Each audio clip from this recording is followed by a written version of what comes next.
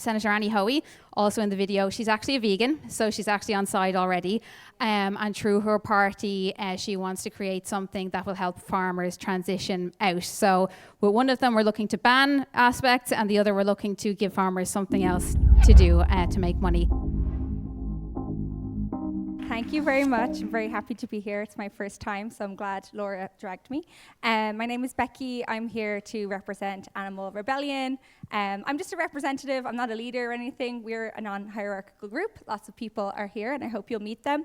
For those who don't know Animal Rebellion Ireland, Animal Rebellion originally came in the UK out of the Extinction Rebellion movement, which people are probably more familiar with, doing non-violent civil disobedience on environmental and climate breakdown.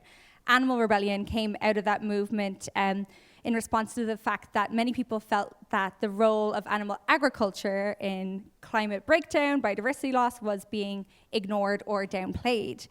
Since in the UK and other places, Animal Rebellion has been rebranded to Animal Rising, we've decided in Ireland to stick to Animal Rebellion Ireland. So I'm very humbled to be here and a little bit embarrassed because everybody in the group did a lot of hard work, not just Laura and I.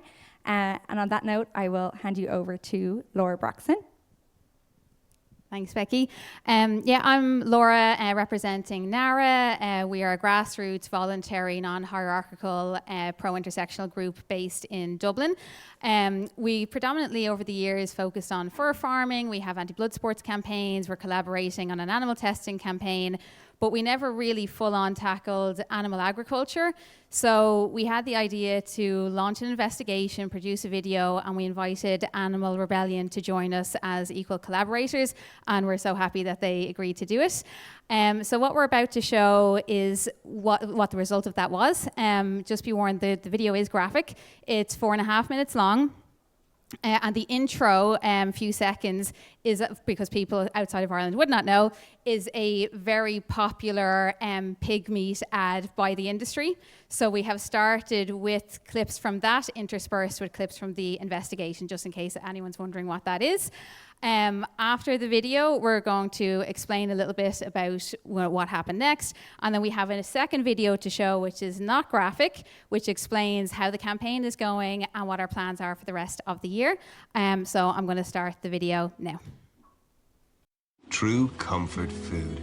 What is that? For me, it's food you can enjoy that bit more because you know you can trust it. Take pork and bacon with the Board B quality mark. It's reassuring to know that there's always someone out there inspecting how your pork and bacon is produced and checking where it comes from. So you can tuck into a tasty rasher salmon or a carbonara or some nice roast pork. Not hungry, huh? Always choose pork and bacon with the Board B quality mark. Legend. What is life really like for pigs in Ireland? Let's take a look inside Irish pig farms. In January 2024, the National Animal Rights Association and Animal Rebellion Ireland started investigating Ireland's pig industry. In order to give an honest and unbiased insight into what happens out of sight, the farms you are about to see were picked at random. Viewer discretion is advised. Every year, over 3 million pigs are slaughtered in Ireland. They come from hundreds of farms. They are usually killed at only 5 or 6 months old by being painfully gassed or bled to death, though pigs can live up to 25 years. The vast majority are not allowed access outside. After a pig is born, she will be forcibly weaned, fattened, and many will be impregnated before their short lives end in slaughter, including those from Board B quality assured producers. What the video can't convey is the rancid smell which permeates the building. There are swarms of flies everywhere, never giving the pigs any relief. Legally, the floor space available can be as little as 2.5 sheets of A4 paper for a 10-kilo pig. These pigs are in sow stalls, which are legal in Ireland and horrifically cruel and have been banned in some countries. You can see they have no room to turn around and can barely even lie down. This pig repeatedly gnaws at the bars of her stall, a common reaction to extreme stress and anxiety. These are farrowing crates, again legal where piglets are born. No bedding, no sunlight, no adequate enrichment. Their mothers still with no room to move. As you can see, many of the pigs have injuries such as rub wounds from the bars.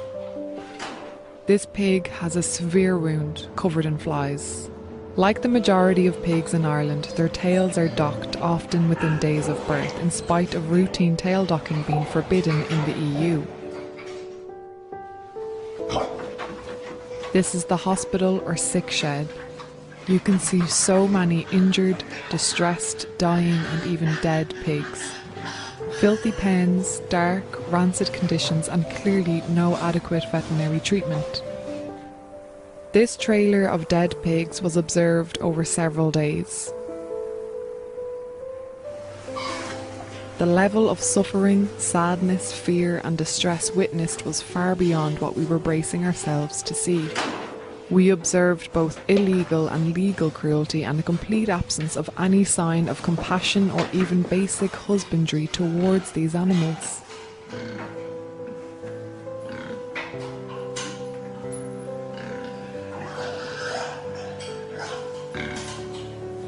By the time you're watching this video, most of the pigs that survived these horrific conditions will have already been slaughtered, packaged and sold in your supermarket.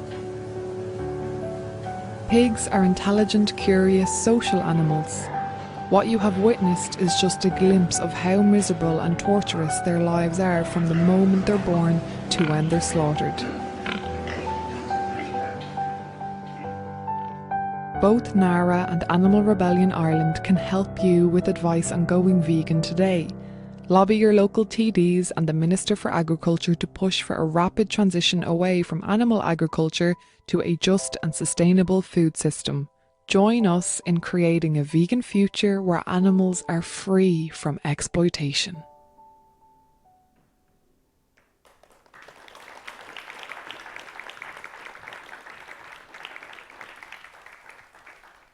So we're going to show you a video in a couple of minutes of what happened following the release of that investigation. As it said in the video, we wanted to give a realistic and unbiased view of what the pig industry is like in Ireland. And the farmers we picked were picked at random. We didn't get any prior tip-offs or anything like that. And they just happened to be absolutely even more horrific than we were expecting. But before we show the next clip, I'm going to hand you over to Becky because she's going to make a few points that we were not able to fit into our video. Thank you so much, Laura. Yeah, as you can see, it's 4 minutes and it was hard to get it down to that length given the hours of footage we had and the amount of images we wanted to show, but also we're dealing with the attention span of people in 2024, so that was very difficult. We also made the decision to really focus on the animal rights and animal welfare issues in here. We could have also included some pretty significant environmental what we suspect were environmental crimes and really environmental justice issues because the people living around these farms are obviously probably not having the best clean water or clean air. So there are a lot of environmental justice issues we didn't really have time to include. We may do a future video on that. Another issue is the public health issues, which are related. You saw those dead pigs outside. We suspect strongly that there was very illegal and unsanitary disposing of the pigs' bodies, which poses a lot of public health risks. Swine flu, of course, we all know about, is still a big concern after the pandemic we've just been through and are still going through. We now know that that's really scary. Workers' issues, of course, are something that we are very concerned about too.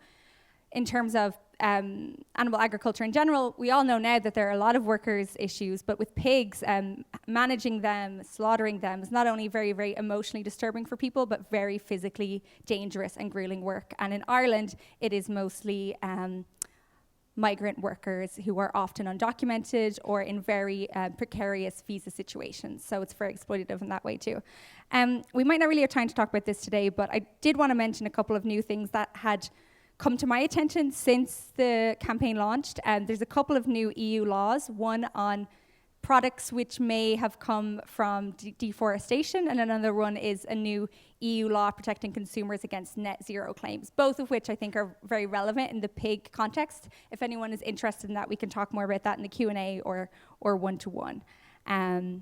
Yeah, I think that's everything I wanted to cover in the middle. Is that okay for you, Laura? Okay, so we'll get to the second video then, which is kind of what happened next. Lovely. Perfect. I'm Dr. Alice Bruff. I'm, as Laura said, a pig vet from the UK, and I worked in the commercial pig sector for about 4 years. So during that time, I was responsible for hundreds of Britain's pig farms of all different sizes and systems, many like what we're seeing here. And since leaving the industry, I've reviewed a lot of undercover investigations like this one. And it's worth saying there's never anything in those that I haven't seen before hundreds of times. So I'd like to delve into some of the issues that we can see on the video, and do bear in mind this is just a snapshot. There's obviously hours of hideous footage available. Well, the video asked what life is really like for pigs in Ireland, and my answer is it is truly the most awful life that you can imagine.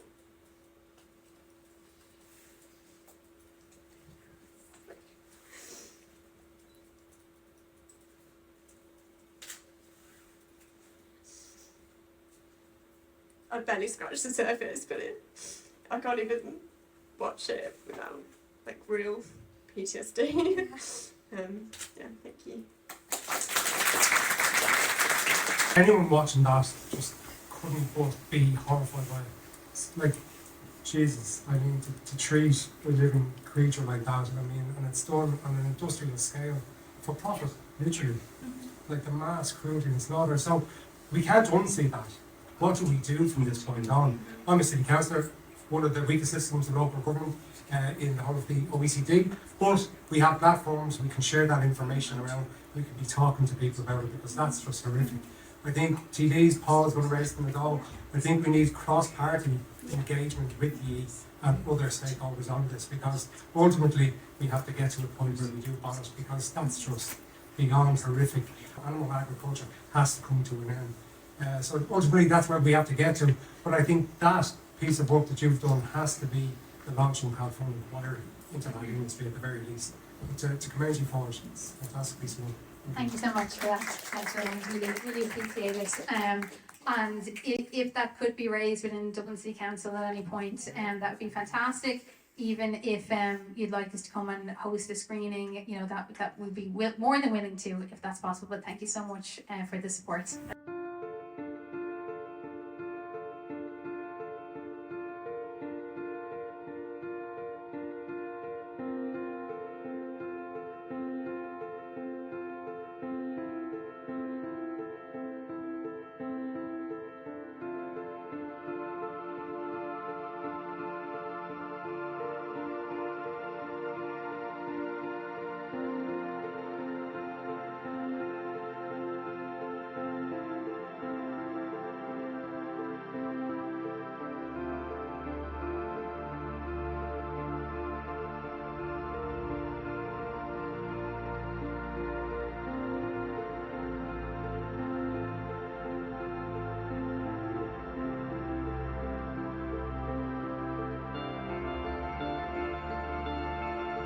Thanks, Cian Corla. Taoiseach, this morning I went to a screening organised by the National Animal Rights Association and Animal Rebellion.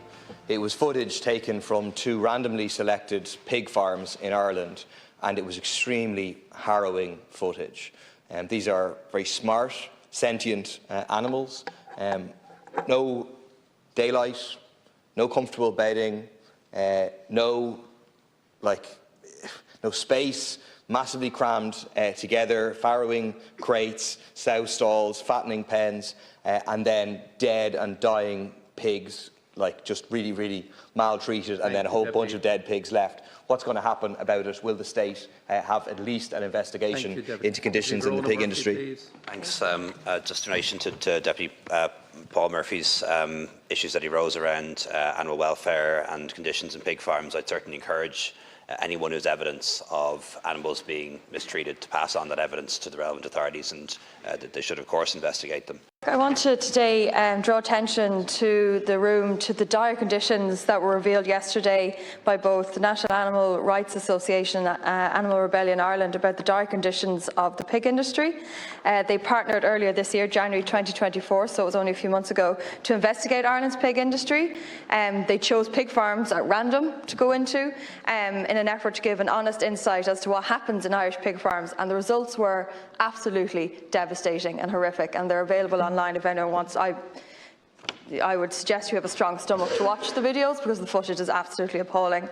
The National Animal Rights Association and Animal Rebellion Ireland, they asked a simple question: what is the life of a pig in Ireland? And unfortunately the answer was incredibly simple. It is an absolutely awful, horrific one. Pigs in the Irish farms are subject to sow stalls, farrowing crates, fattening pans, lack of adequate vet treatments, internal infections, dying and dead pigs left in corridors and piled up outside. To top this off, there are conditions like diarrhoea, stress-caused hunger, open internal wounds, pot bellies and arthritis. And quite frankly, the pig industry is an abomination. No one could look at those pigs in those stalls, crates or pens and convince themselves that they are content or well cared for.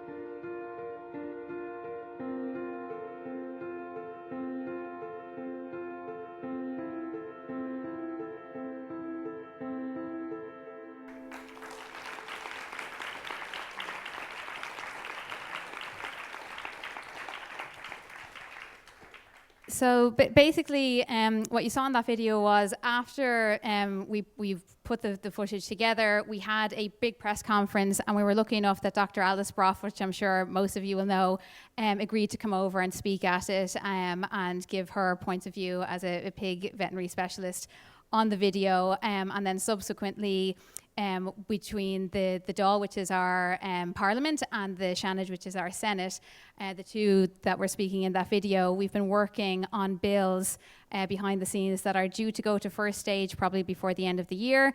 Myself and Becky gave a presentation to Dublin City Council, and they want to have us back to possibly propose a motion within Dublin City Council that they stop selling pig products within the council. They were that horrified by the screening. But the legislative proposal that we have for the Dáil, our Parliament, aims to make pig farming unviable.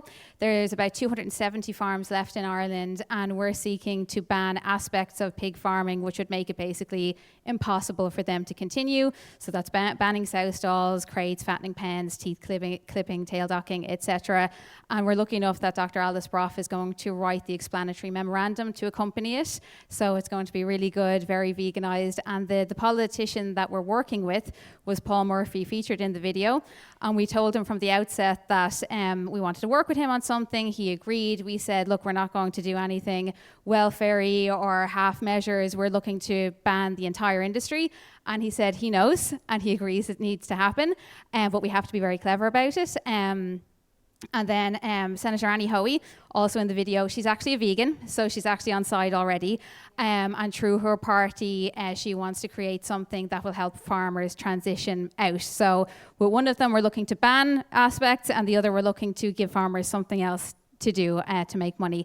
But it's been a really collaborative effort. It's not just me and Becky, as Becky already reiterated. There were so many people involved in this investigation. So many people involved in writing the proposals, editing the video, doing the graphic design. We're just representing the team, but it was hugely collaborative, and we're going to be releasing another investigation before the end of the year. So there'll be, watch this space, there'll be more to come. Becky, would you like to talk a little bit more about how we collaborated? Yeah, that's a good idea. Yeah, we had a pretty, close-knit team. From the get-go, it was very collaborative in terms of which kind of farms we might be interested in looking at in which geographical area. So really from the get-go, it was very collaborative. Our fundraising was also collaborative, how we would fundraise. A lot of work went into that. Even though it was a small budget, you know, we had to get that budget together.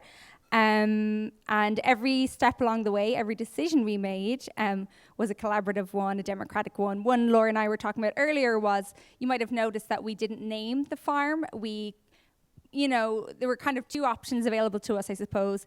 Name and shame the worst farm, they're all bad, but the worst one, and really target them. Or do the other option, which was keep it vague, and so people wouldn't maybe have the option of saying, okay, well, that's one bad egg, but the rest of the industry is okay.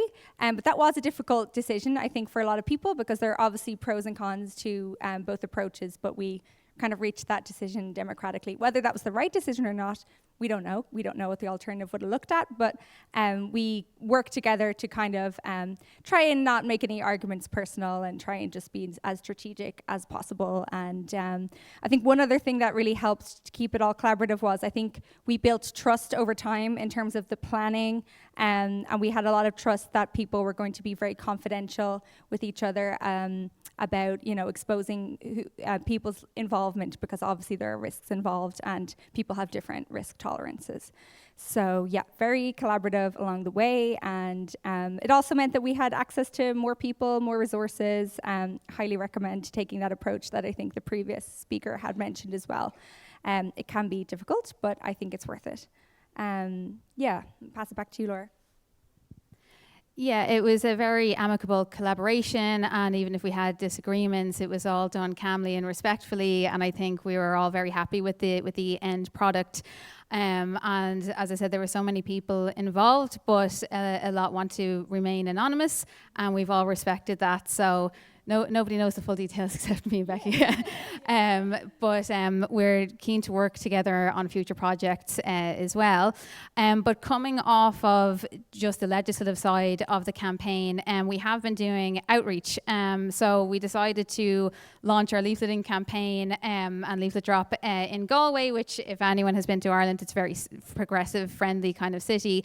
And as you saw in the video, we handed out about 1,500 flyers. It was all very positive.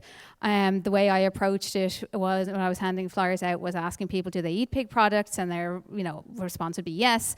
And then I'd say, well, watch the video and you won't anymore. And every discussion we had was very, very positive, which we were not expecting. For years, I had been campaigning on, say, fur or blood sports, which everyone is against, but tell people not to eat animal products. Like, I was expecting things to be more combative, and it actually wasn't.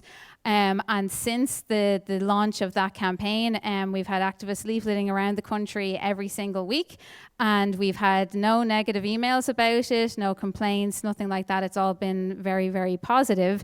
And another issue that we were kind of worried about at the time, which Becky will be able to elaborate on, is the legal ramifications for us releasing the video, because it was a first for the country and we didn't know what was going to happen. So we weren't sure if we were going to be sued, taken to court, and especially when me and Becky volunteered to be the front-facing people of it, we were kind of expecting we're the ones that are going to be targeted first if that happens.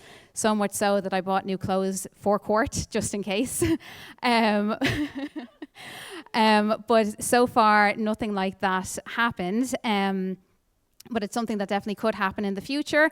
And it was my view at the time to name and shame the farms, but that probably would have gotten us sued. So I was outvoted on that one, probably for the best.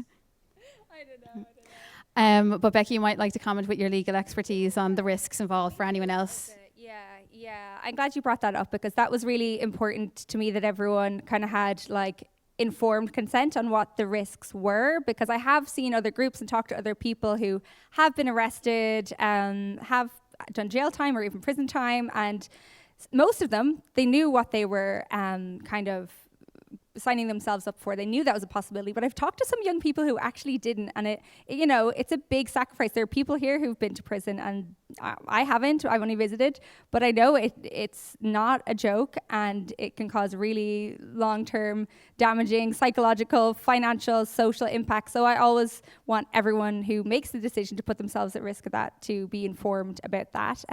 As a movement, I think we sometimes glorify that, and I think it is fantastic. I think those people who have been arrested, have gone to jail, have gone to prison, are extremely brave, and our movement wouldn't be what it is without them. But I do get worried sometimes when I see 20-year-old people maybe making that decision without maybe thinking it all through. So we need people on the outside as well as on the inside. One other thing on that is, I suppose, it can be an issue where privilege comes to play as well, like based on people's different precarious visa status or financial status. Going to prison for one person, going to prison, or even just going to trial for one person can look like a different thing. So yeah, I was probably having a little bit of that. Yeah, my background's in legal academia, so I was probably maybe overcautious and over like concerned about people's safety and security. But yeah, I think kind of security culture is a big important part of our movement, and I want us to always be talking about that. And I want people to risk arrest. I think that's amazing, but I want them to know, like, you know, what that looks like. And I'm not the best person to tell them often what that looks like, but to talk to people who've been to prison, talk to legal advisors, whatever they have access to. But yeah, I think we all kind of shared the same values around that. So while we were collaborating, I think that was one important thing. We were collaborating knowing that we shared the same anti-speciesist values, but we also were intersectional groups. And so we didn't want, for example, the outcome of the investigation to be that like one low-wage worker gets sacked and deported. Like that wouldn't be a fantastic outcome, and it would probably result in people just scapegoating them and saying, okay, now we can go back to eating pork, which has happened so many times over the years. So we wanted to learn from like our elders in the movement, and we wanted to be as consistent as possible in how we take care of each other and how we take care of the people impacted by the videos. So yeah, that was a big thing for us all, I think. Yeah. And another thing that we were preparing for was debates with the pig and meat industries. And myself and Becky volunteered to do all the press, and we were getting ourselves geared up for live debates. And every time a live debate with a representative was set up with the Irish Farmers Association, they would cancel at the last minute. But the radio presenters would still let us talk about the investigation and what we wanted. But the actual industry itself couldn't stand over what was contained in the footage, which we were not expecting. We were expecting them to be sued. Like, I've been sued by a greyhound track before, so I was expecting them to go even more strong on us when it's a meat industry. But it never happened, and we got coverage on all our major TV, radio, newspapers, and got very little negative backlash. We all got lots more followers on social media. We got donations. We got people inquiring about going vegan. It's all been very positive. So we've come at things from a lot of angles. I mean, we have graphics on social media, and we're doing our leaflet drops. We're lobbying in a legislative level. And our ultimate goal is to ban pig farming in Ireland. And we feel that if we keep pushing it, that it can be achieved, because unlike, say, the other industries where there's tens of thousands of farms, there's only 270 in Ireland, and we feel that's achievable. People once told us before that banning fur farming was not achievable even in Ireland, and it was done. So we fully believe that we can do this, but we want everyone to get involved and help us out. And even if you're not from Ireland, we want to take this to an EU level too and start proposing changes in even the CAP funding, which allocates money for animal agriculture. So we need a multi-country approach to make this happen, and it will benefit us all if everybody gets involved. Thank you. Yeah. Two quick responses to that. First is, I'll get to the politics second, but the first one, the industry. Yeah, the industry response was kind of hilarious. We really did catch them by surprise, and I was really happy with that. We managed to keep the press release really close to the time. Everyone was very private about it. And so on the day when a couple of industry journalists came, we had some friends sitting behind, and they could see them absolutely freaking out. They had no idea this was coming. They were emailing each other like, how did this happen? What farm is this? Like, full freak out mode, which was nice to see. And yes, they definitely chose the response of, they took a really long time to come out with a statement. The statement was really vague, actually misspelled, and it was clearly a panic kind of a statement. It was really poor response. And their choice was to kind of try to quiet it all away. They didn't come at us. They just kind of ignored it. And about the political thing, like what Laura said, we're kind of been trying to work at all levels. Laura and Nara had some connections already, which was great. So at the local level, at the Parliament, our Dáil level, and at the Shannon level, there were people at all levels who wanted to attack it from all different angles. And even, as Laura said, the EU level. Now, unfortunately, we were quite unlucky in Ireland, I think we could all agree. In the last EU elections, we lost some really good allies for animals. So that is a bit of a lose for us, but hopefully we can build relationships with some of the MEPs, the new MEPs, and continuing MEPs who are sympathetic to this and can maybe go at it from a different angle. They may not be animal welfare people, they may not be animal rights people, they're probably not, but maybe they might be able to go at it from that kind of climate angle, that deforestation angle, and the climate justice angle. There's a couple other ins in there, I think. So it was a loss, but it's not something I think that we were too downtrodden about. We can build relationships, I think, and continue to have some momentum, I think, in the autumn as the political season kind of comes back into gear. Yeah. Got any thoughts on that one? And just to add the point that we only work with left politicians because human rights is equally as important to us as animal rights. So we're consistently anti-oppression, consistently pro-intersectional, and we agreed on that from the beginning, even in terms of I had known that a few right-wing radio stations might get in touch with us, and we collectively agreed we would refuse to do the show if they invited us on.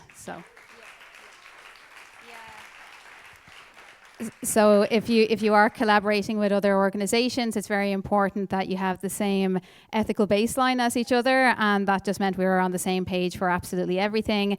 And the only minor conflict we had was just on what clips to use in the video and the script and everything. But otherwise, we were on the same page about everything else. We all trusted each other, felt safe with each other, and that's why we're happy to work with each other again.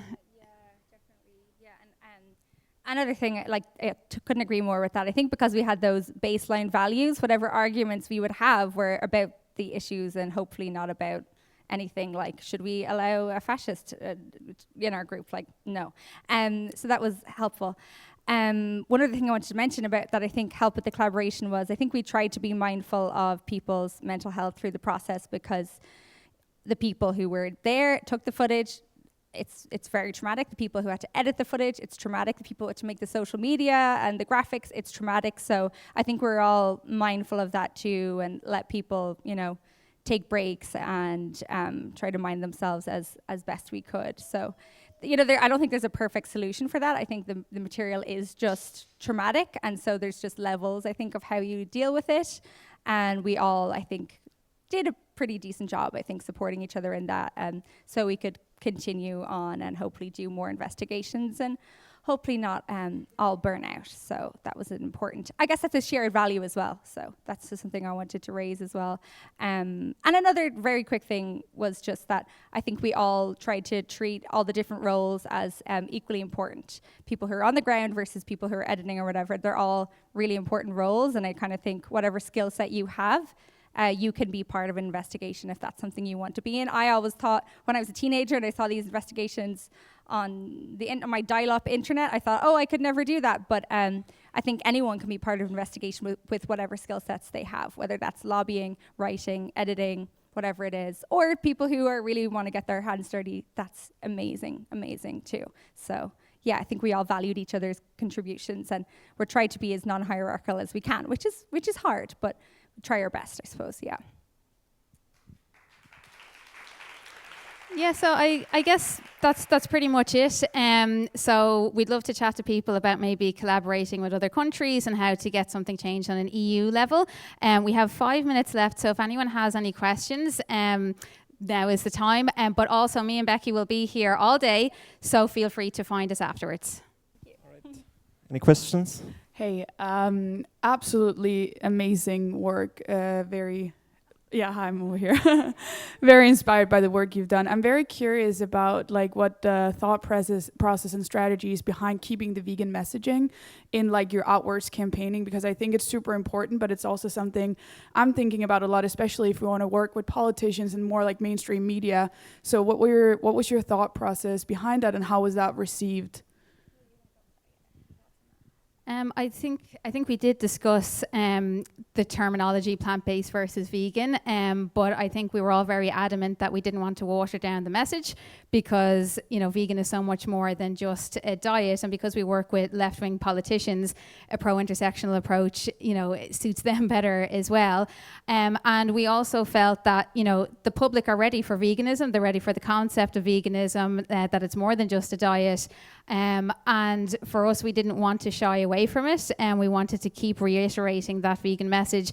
So for us, I think we couldn't have done it any other way.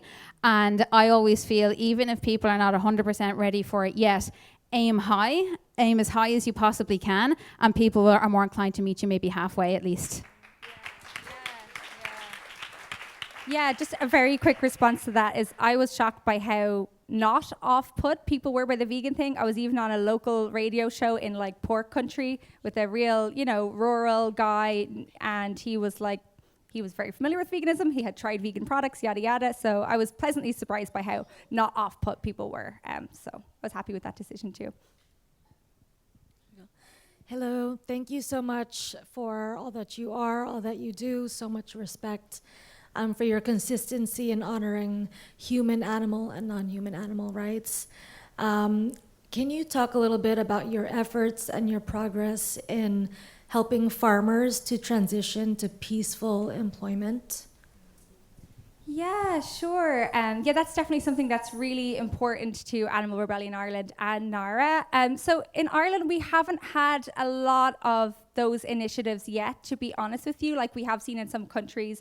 I know in Switzerland there's a big program, and in the UK and in the US, and I'm sure many other countries that I'm not aware of. This bill, I think that is being proposed by Senator Annie Hoey in our Shannon, who is vegan, would be pretty groundbreaking in that regard, from what I can tell. There is a writer in Ireland, O'Donovan, what's his first name? James O'Donovan, who has been writing on this very issue and has done a lot of research. He's really got like a STEM mind, and he's a real economics guy. He's done a lot of research on what that might look like in Ireland, and he's doing a bit of work on that.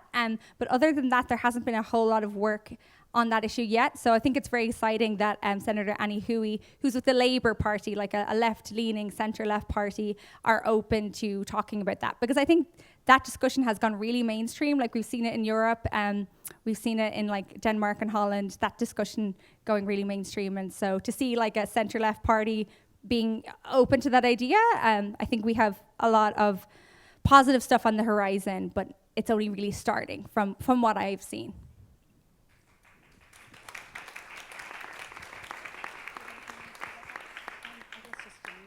We have a question from... Sorry, just to add to that last question, Senator Annie Hoey is actually basing her legislation on James O'Donovan's work, which shows how farmers could easily transition and it would be more economically viable for them. So it's being based on an expert's work, so we're very hopeful. Yeah, he's great. We do have a question from someone online. Carl says, thank you all so much for the harrowing work for the animals producing this video. And in light of the previous talk discussing what undercover investigators face, especially the investigators who face these awful conditions firsthand, can you explain a little more on the plans to use the campaign to legislate the welfare standards until they are so strict that it essentially becomes an animal rights legislation by the back door? So basically the legislation that we have in the Dáil, which is our parliament, we're calling it like a backdoor ban on pig farming. So it's basically, the bill is not called ban pig farming in Ireland, it's banning literally every part of pig farming in Ireland. So it would make it unviable for it to continue. And even if part of the legislation proposed was agreed to, now it does have to go through multiple stages and multiple votes, but even if part of it was agreed to, it would result in mass shutdown of a lot of the farms, even if one aspect was taken away. And, you know, Paul Murphy, who we're working with, he does know this. He's happy to support us in our work. But what might look on the out-facing side of it to be a welfarist bill, it covers every aspect of pig farming. So it's like a backdoor animal rights bill to ban pig farming. It's just not called that. But we're confident that even if it doesn't make it past the first few rounds, we're going to keep pushing it and keep pushing for reintroductions in our parliament until it is something. And then what we're going to be doing in the meantime is building up, like, on the street, grassroots level campaigns to get the public on board, which then makes it easier to sway politicians to vote in favour of these changes, much like we did with the fur farming campaign. So definitely animal rights is the goal with this bill, and we won't accept anything less until pig farming is gone.